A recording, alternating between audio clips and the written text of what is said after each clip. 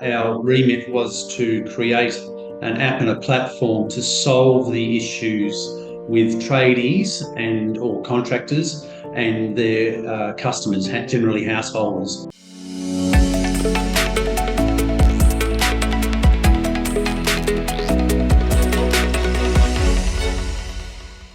Hi everyone, thank you for joining me for another executive interview. Joining us today is Rob Neely, Managing Director at Securely Holdings, a company at the forefront of revolutionizing online security and financial transactions with its innovative solution, social media identity securitization.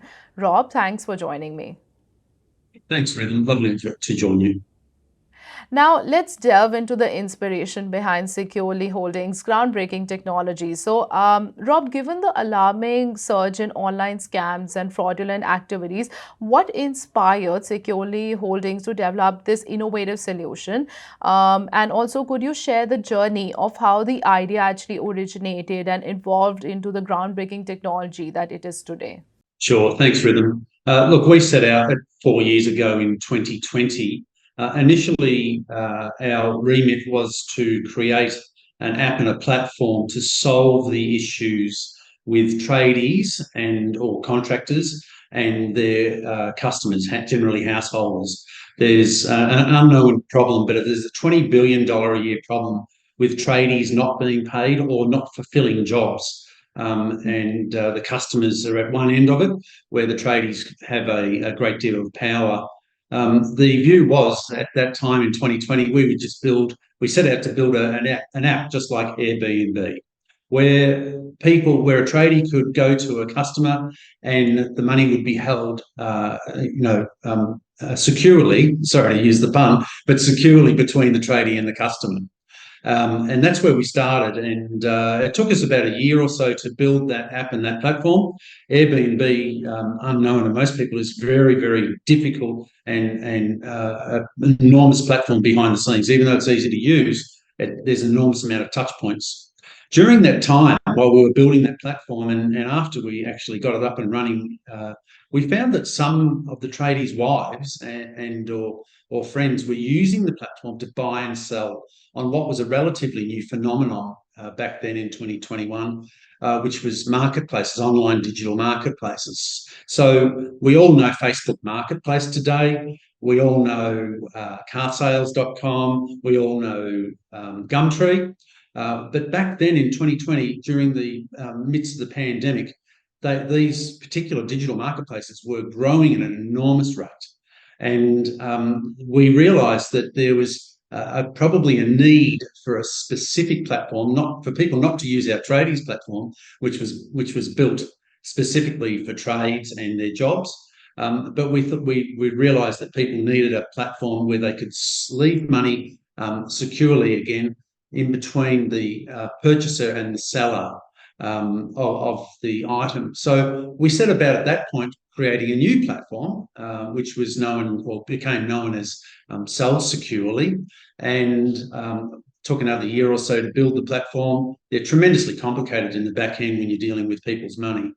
And at that point, we launched in a soft sense in early 2023.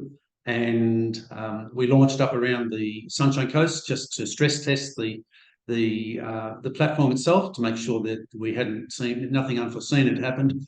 And we gained a fair bit of TV exposure up here. Again, we didn't expect it.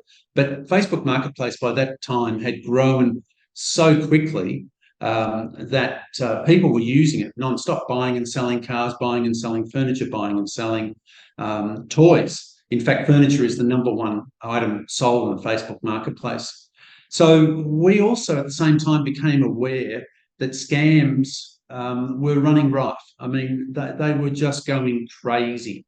So we didn't know it, but we were pivoting at that point to really a scam solution provider in a SaaS sense, I suppose. But again, we were focused on providing a solution. The scams, of course, in the last 12 months, since 2023, People have noting that scams are running at billions of dollars a year in Australia alone. The same in New Zealand and worldwide as well. Scams are going absolutely crazy. The government is trying to find a solution, and they early last year launched the National Anti-Scam Centre. So the actual culture of the company has always been to secure people's finances and or the assets. And then, of course, what we've found over the last 12 months, we've actually we're right in the centre of the scam pandemic that's sweeping the world at the moment. There are enormous, organised crime syndicates running these scams out of office spaces and buildings overseas, and they're targeting not only Australians, but all people that use social media. Definitely. Now, those are very fascinating insights that you've shared with us, Rob. Now, Securely Holding aims to license its innovative orchestration to banks and payment service providers globally. So, can you elaborate on the scalability of your solution and how you actually plan to penetrate different markets worldwide? Sure. In our growth during last year, 2023, we realised that we'd actually not only built platforms and apps to help people, but we had also struck upon a data orchestration whereby, for the first time ever anywhere in the world, we could actually validate the person's bank account right back to their social media account, and or vice versa. So we realised that Facebook provides us and anyone else that has a relationship with them. When you see those log on with Facebook or log on with Google, what they give the operator of the platform is generally, well, they certainly give you the profile photo, the email, and generally your mobile phone number. So there's three key elements of what is known as KYC, or know your customer, in the banking world. And when we realised that we could join the two, we could actually join someone's bank account back to a social media account, whether it's Facebook or whether it's Insta, or for that matter, even if it's one of the dating sites. We realised that we struck upon something that was quite unique. At that point, we scoured the patents of the world. I think we looked at about 70,000 patents to begin with, to see whether anyone had actually contemplated this whole idea of joining a bank account to a social media profile. And after quite a long time looking at the patents that were available, we got down to about 70 patents, and around 60 of those were owned by PayPal. And to our utter amazement, no one had contemplated what we had actually foreseen in our own data orchestration. So we set about immediately putting a patent in place, middle of last year in 2023. And that then, at that point, we realised that we had struck upon something that was globally scalable. And we've then realised that we needed to change our business model a little bit, and we were actually really licensing in a B2B sense. So we spoke to our partners at Australian Payments Plus, who own BPay and FPOS and so forth, and they again were also of the same opinion of us. They were astounded that no one had thought of it. And at that point, we then realised, or that our board realised, that we really should be looking at licensing this to banks worldwide, given that we're likely to have a patent, and the only unique patent in the world. Amazing. It's truly very impressive to see the scope of your vision. Now, in a landscape which is increasing concerns about online security frauds that you mentioned previously, what sets Security Holdings apart from its competitors? Like, how do you maintain your competitive edge and strengthen over time? Well, we're very pleased to say there are no competitors available in this space anywhere in the world.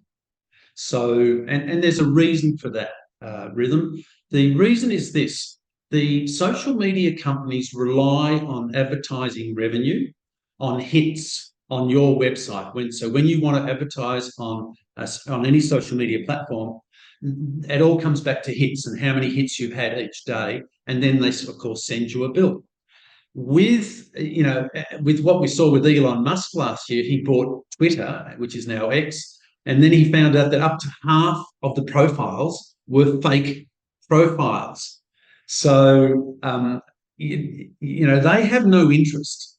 If Elon Musk was to write off those 50% of profiles, he would have a massive drop in his advertising revenue.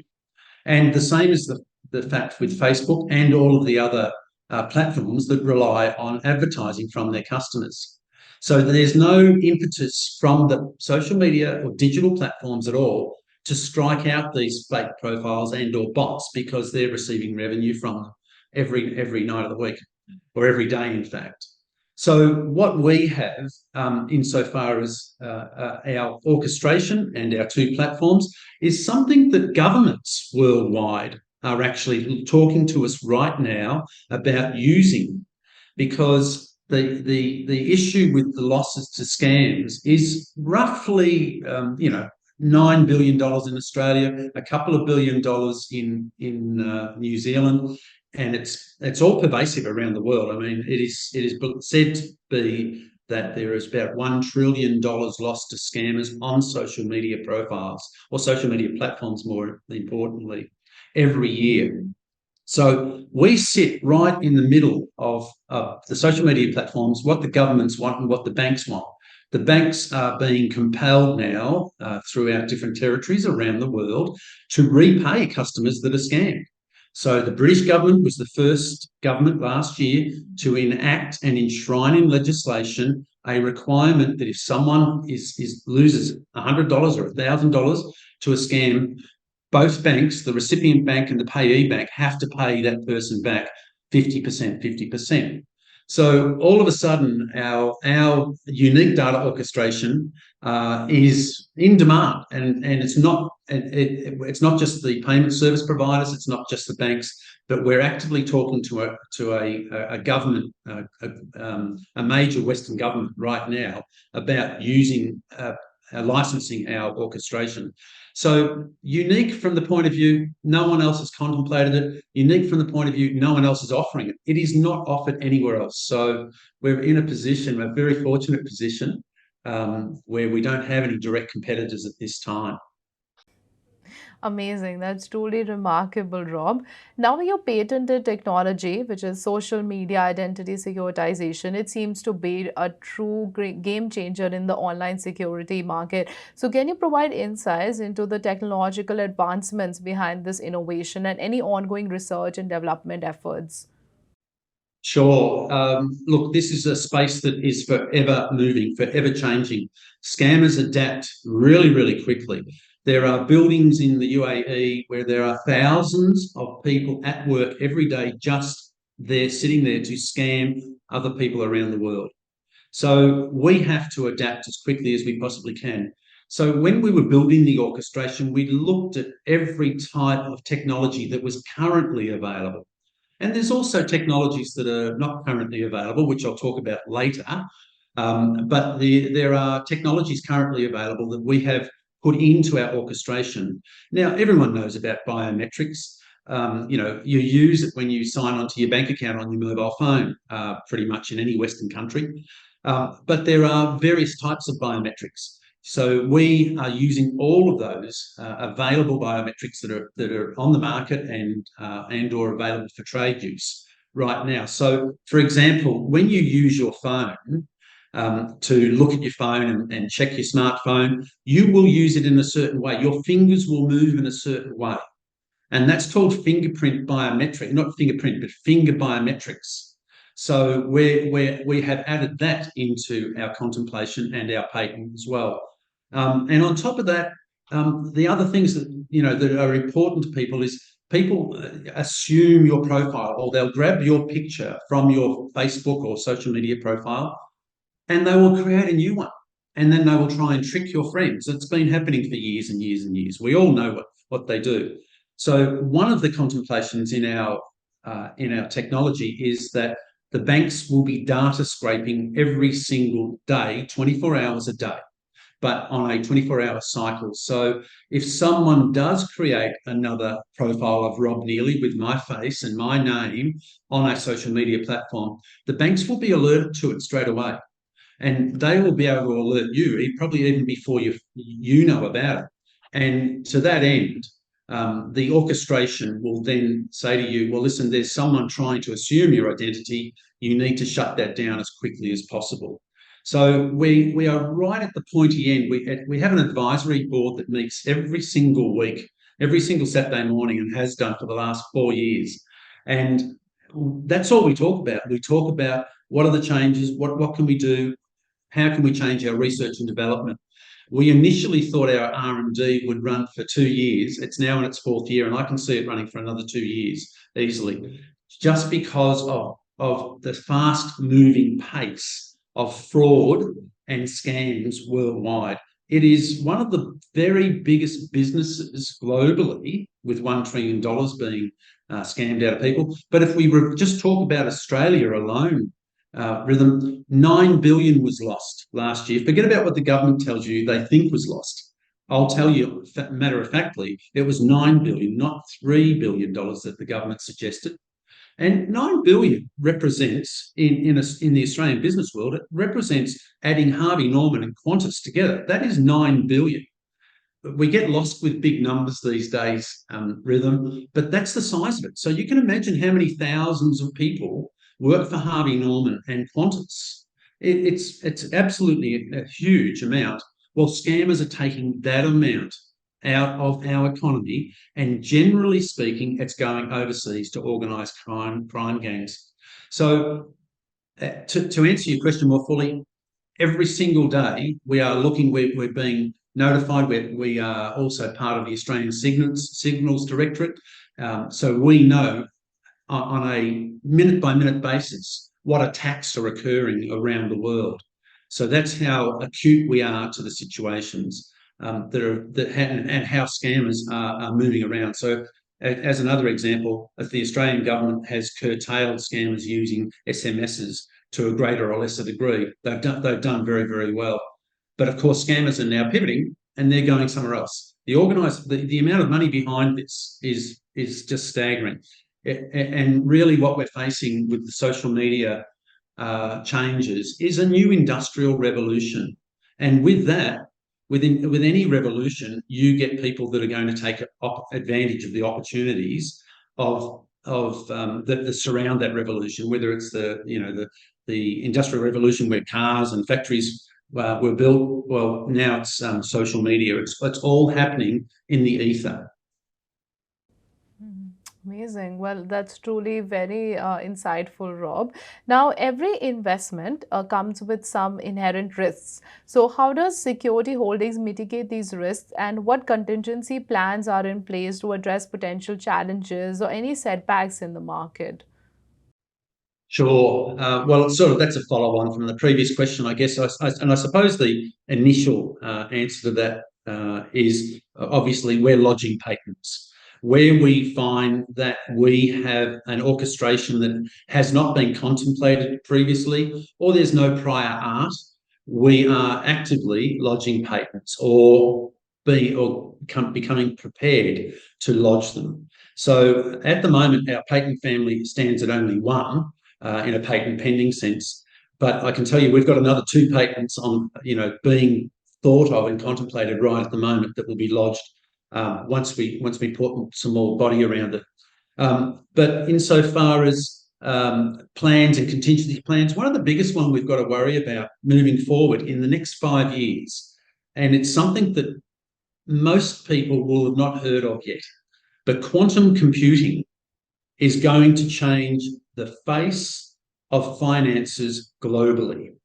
So we're aware of blockchain, where most people are aware of blockchain, most people are aware of Bitcoin and digital wallets and so forth. Quantum computing will have the ability to break blockchain. There is no argument about it. Everyone is in agreement. And that's what's coming at us within the next couple of years. So we already have 2 large quantum computing plants being built by global companies. The Australian government is already working on adapting what quantum computing is going to do to the world. But if a government can't say that their financial system is safe, it all falls apart from there. So we are already working with quantum computing, and we're looking at what that looks like. And one of our next patents will include the application of quantum computing for scams and online marketplaces and social media profiles, because quantum computing works so much faster than the biggest and best available computers in the world right now. It's a massive train heading towards us with its light on. We can see it, and we need to start working on it now, and we already are. Amazing. That's brilliant, Rob. Now, looking ahead, what is your long-term vision for reshaping the landscape of online security and financial transactions? Like, how do you foresee your solution impacting society and the global economy in the years to come? So securitizing your identity is going to be paramount for everything we've just talked about, including the quantum computing side of it. So having your bank account actually having a photo of one or more of your social media profiles is quite groundbreaking. And the interest in what we've developed with not only banks but payment service providers worldwide is testament, I suppose, to what we have contemplated. And that has never been achieved before, but you will be able to, for example, I'll put it in easy to understand terms. Let's say you and I are buying and selling an electric scooter, and you live in Sydney and I live on the Sunshine Coast. At the moment, although this happens all the time with cars and all sorts of assets, at the moment there is no securitization of that asset available. Even if you look at the existing platforms of, say, PayPal, which was revolutionary in its time and does, I think, $1.5 trillion in turnover a year and 20 billion transactions a year, it's enormous. But none of those transactions actually securitize the asset. So going back to the electric scooter, once securely is being used by the government and or banks, whichever one comes first, it may be either, but once securely is used and you have your social media profile attached to one of your bank accounts, just like your home loan, just like your personal account or your savings account, you will have an account there like a MasterCard account or a Visa account, and it will be attached directly to your social media profile, whether it's Instagram or Facebook or whatever it is. It will be attached directly to it. So we're creating a new type of digital wallet where the contemplation is a digital wallet that's never been used before, but people will be able to look at your profile and go, oh, you are verified or certified, whatever the banks want to call it. And then you will send the electric scooter, the money will be taken out of one account and put in a pending situation, and it will be showing as pending credit in the other account. And once that occurs, once the pending transfer of money occurs, you can send the electric scooter, or I can send you the electric scooter, knowing that you can't steal it from me and you can't steal my money, vice versa. So that's really what we're building, and it's a new type of digital wallet, and it will be immediately available in your account. So if we look at the existing payment service provider and the whale in the market, or the gorilla in the market, PayPal has no securitization over your asset. All it is a debit and a credit. That's all it is. If the asset doesn't turn up, then they have nothing to do. They don't help you out. All they'll do is say you need to sort that out yourself. But they will transfer the money, and once the money is gone, it's gone. And there are also some other iterations of digital wallets that have problems with them. So having digitizing and securitizing the identity of someone is quite profound and never been done before. But I'll just say to you this: one of the other contemplations in our first patent is for dating sites. So believe it or not, dating sites around the world are well behind the eight ball insofar as securitization of the identity. And by that I mean one of the biggest dating sites in the world. All they do is send an SMS to your phone to actually verify that you're a real person and have a real phone number. That's it. But let's face it, anyone can have a phone number. Anyone can have a throwaway phone, and that is not really securitizing the identity. What we can do, and we will be and are talking to dating service providers, is that we can again take that account that's showing on whatever platform it is, and there's a multitude of them. We can actually certify it and say we know that person's name. We know Rob Neely actually is the person they say they are. We know because we've checked back to their bank account. Their bank has given absolute certainty that person's name is real and their profile photo is real. And that's the unique part about the contemplation of the social media identity securitization patent. And from that end, it's not just the identity, but it's also the asset. So again, no one has been able to provide this before, and that's why it's probably considered hot property at the moment. Amazing. That is truly brilliant, Rob. And I have to say, this has been such an enlightening conversation. And I want to thank you for sharing such wonderful insights about the work that you and your team are doing. For anyone who's interested in getting in touch with the team at Securely, please see the details at the side of your screen or in the description of this video. Once again, thank you, Rob, and we wish you all the luck with your venture moving forward. Thanks, Rhythm. Thanks for having us. Thank you.